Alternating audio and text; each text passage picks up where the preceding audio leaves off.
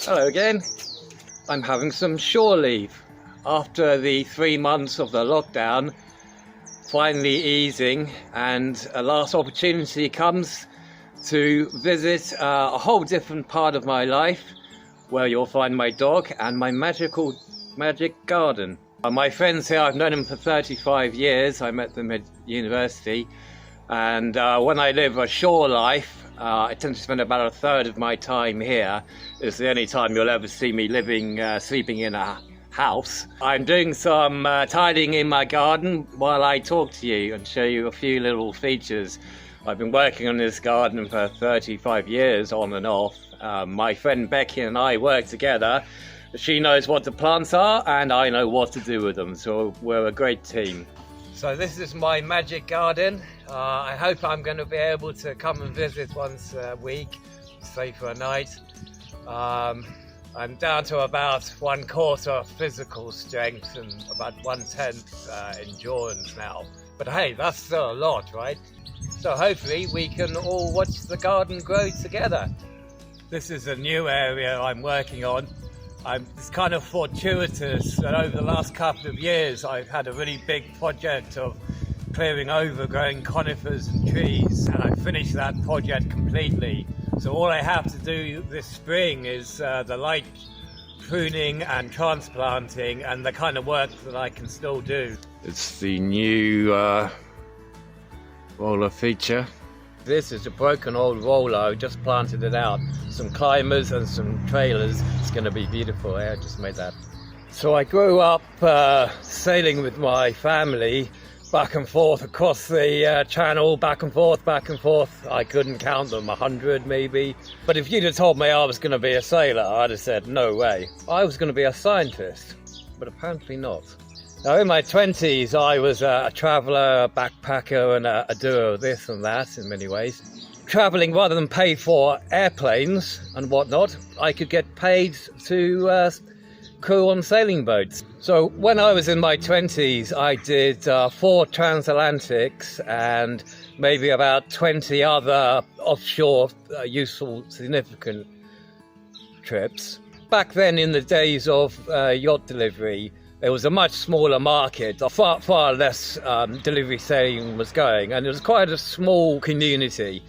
So I was very lucky when I was young to sail with some great skippers, and I've always made it my mission in life to learn from other people. If you don't learn, you don't know anything. Several of my skippers were ex-paratroop sergeants from the Shea Live first around the world race crew. Learning from those guys put a certain tone to my own skippering later. I had about 30,000 offshore miles as a crewman. Nowadays you can be ocean yacht master, but and I've only done like 5,000 miles or whatever. It's a tiny amount of experience.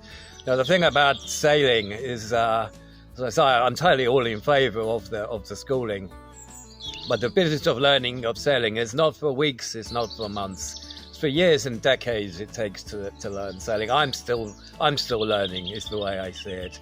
And the more I have sailed, the less I thought I knew, frankly. Spot the crocodile. This is the new rockery that I made last year. Have you spotted the crocodile yet?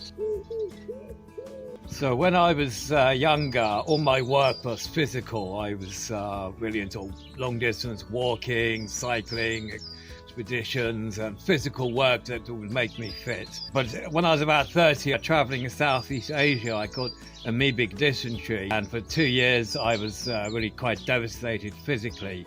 It took me about 10 years physically to recover, so I needed something new to do. A sit-down job, offshore sailboat delivery. 99% of the time when you're sailing, you're basically sitting there waiting for something to happen, frankly. So I went on as a crew on a transatlantic delivery to see, to refresh my memory of sailing. Pond with the anchor. It's probably cool, isn't it?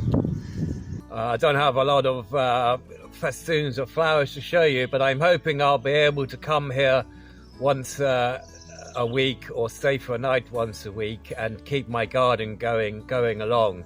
I finished all the heavy work that was needed over the last couple of years. There were 5 big conifers that I felled to open space up in the garden again and let the light in. And there's nothing left for me to do this spring and summer but like the lightest trimming and pruning and the fun stuff. I've got hundreds of plants to transfer.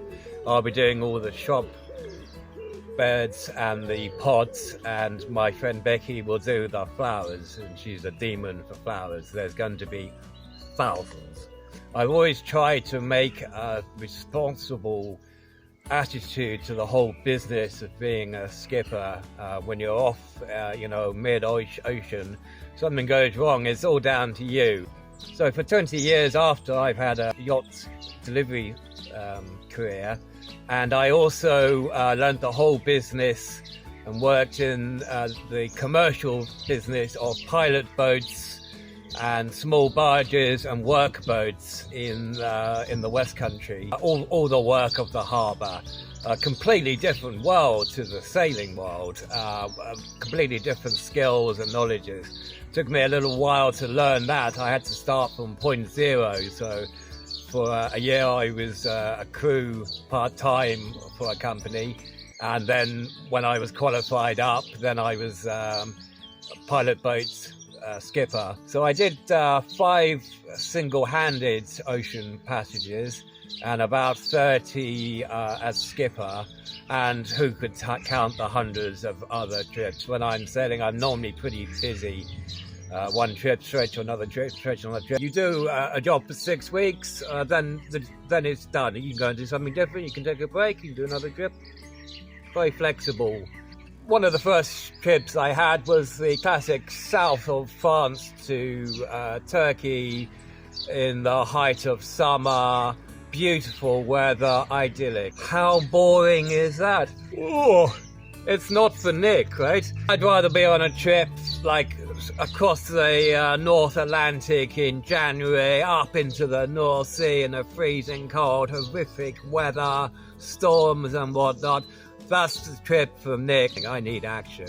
So I've had this quite long career as a yacht delivery skipper. I'm certainly not famous, but I am notorious. And my name used to be widely known. Yes, oh yes, I'd like to be crewing on a transatlantic. Oh, so okay. Well, we have this lovely guy. He's going to this sunny place. Oh, we got this one across the Med, and oh, that'll be nice. And the guy's he's a lovely chap. Or you can go with Nick. He's going in the middle of winter in this like grabby old boat, and he's an absolute tyrant. But if you want to learn how to sail properly, here's the place to come. I have like a mission to teach people, whether they want to or not. Don't get on my boat if you don't want to learn to sail. The modern world, autopilots, this, that, you just don't learn. But if you haven't done it 1,000 times, you don't know it. But nobody came on my trips for a holiday, that's for sure. Rhubarb is my one true love, and I'm her one true love. She loves me more than anything in the world apart from frisbees.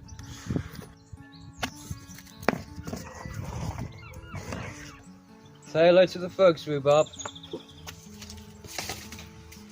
So there was a trip I went on when I was young, and it went quite bad, and the safety went very bad. And the problem was, it's very easy or difficult depending on how you look at it. If you're in a situation with some people in a very small place, and a yacht in the middle of the ocean is a very small place, it's very easy for the social stresses and situation to come first and not the safety and the sailing itself. So this trip didn't go so well, and I told myself when I started skippering that I would never allow social pressures to affect my actions and decisions, and whether people liked me or not was up to them. Now, often it's been the case that the people I gave the hardest time to, that hated me on the trip with a passion, as some have, ended up the ones that were my friends afterwards, because there's a difference picture when you get home. But in the main, I've been a pretty reasonable skipper. Everybody makes their mistakes, and it's a tough business, you know. So everyone has their mistakes and everyone has their regrets. And I can remember one particular one. I'll tell you that another time. The one I really regret. But at this time in my life, I have no urge to not be open. Since the hospital, when I let all my secrets escape from the bag, I find it quite easy to be honest with everything. So when I'm skippering, obviously I've got a job to do, and you've got a boat to move, and the crew are part of the machine, as it were. So if I can be, somebody's buddy, great. But if they, need teaching or need handling, they will be. So I'm often a tough skipper, but I don't really care if people like me or not. But what's important is that they get where they're going safe and uninjured. And no one's ever been seriously injured or lost on my boat. There's been some close calls, as you can imagine. I don't know how many miles I have done, but it's something absolutely vast. Yeah, if you're still counting how far you've sailed after 100,000 miles, you need to let it go, right? So that's enough talking for today. Tomorrow I'll tell you a story about my first catamaran trip across the Atlantic. That's one of my finest moments as a sailor, I believe.